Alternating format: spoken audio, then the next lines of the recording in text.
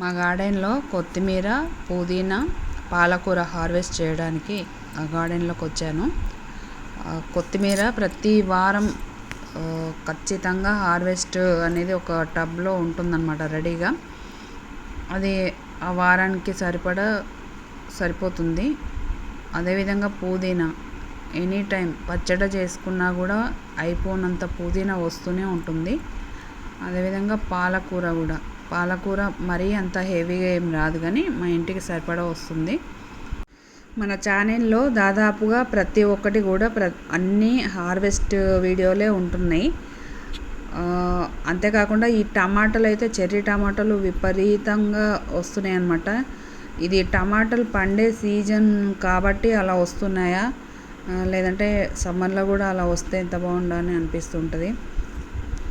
ఇప్పుడు దాదాపుగా ఏప్రిల్ అంటే సమ్మర్ మధ్యలో ఉన్నాము. అయినా కూడా టమాటాలు అయితే కిలోల కొద్దీ వస్తున్నాయి, ఇంటికి సరిపడా వస్తున్నాయి. దాదాపుగా ఒక 3-4 సార్లు ఊరగాయ పచ్చడి కూడా పెట్టినాము. ఇప్పుడు పెద్ద టమాటాలు వచ్చి ఉండే మొన్న ఒక 5-6 కేజీల వరకు వచ్చిండే. అవి ముక్కలు కోసి పచ్చడి పెడతారు కదా, ముక్కలు ఎండబెట్టేసి పచ్చడి పెడతారు కదా, ఆ పచ్చడి చేశాను. అది కూడా మనకు 1 ఇయర్కి సరిపడా. అంటే ఇప్పుడు మామూలుగా చెర్రీ టమాటాతోటి ఉడకబెట్టి పెట్టే పచ్చడి పెడతారు, అది కూడా ఊరగాయ అన్నమాట.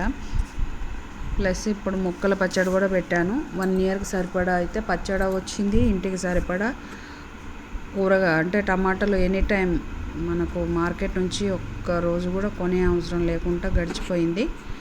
ఇప్పుడు సమ్మర్ ఎంటర్ అయిపోయింది, మిడిల్కి వచ్చింది, అయినా కూడా ఇంకా వస్తూనే ఉన్నాయి. చూడాలి ఇంకా మే నెల ఎంటర్ అయ్యేటప్పటికి ఎలా ఉంటుందో సిచ్యువేషన్ చూడాలి. కూరగాయలు అయితే దాదాపుగా తగ్గిపోయినాయి.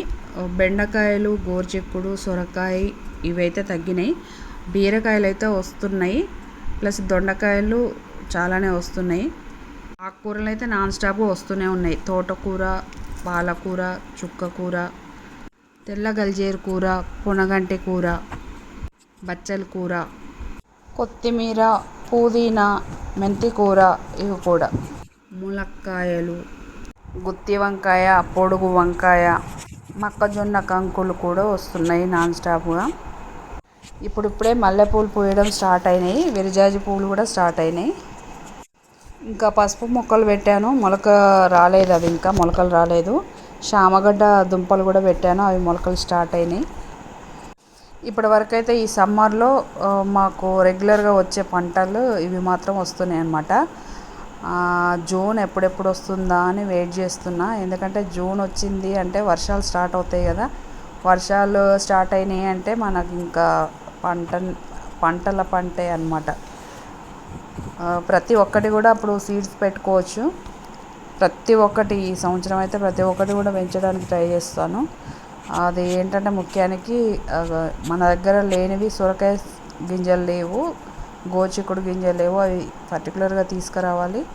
ఇంకా మనకు వర్షాకాలం వచ్చింది అంటే ప్రతి ఒక్కటి బెండకాయలు కూడా పెట్టాలి, గోరుచిక్కుడు, సొరకాయ, బీరకాయలు కొన్ని ఉన్నాయి, కానీ ఇంకా అవి సరిపోవు అన్నమాట. ఇంకా కొన్ని సీడ్స్ కూడా ఉన్నాయి, అవి పెట్టాలి.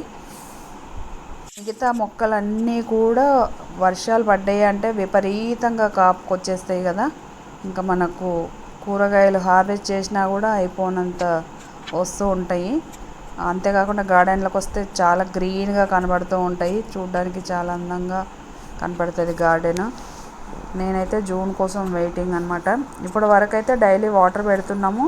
ఇప్పుడు ఉన్నంత వరకు అయితే పంటలు బాగానే వస్తున్నాయి. ఇంకా ఈ టమాటా పంట ఏం చేస్తుందో చూడాలి. ఇప్పుడైతే ఈ వీడియో ఇంతేనండి.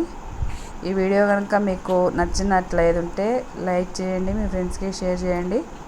అలాగే ఇంకా హార్వెస్ట్ వీడియోలు చూడాలి అనుకుంటే మన ఛానల్ని వెంటనే సబ్స్క్రైబ్ చేయండి.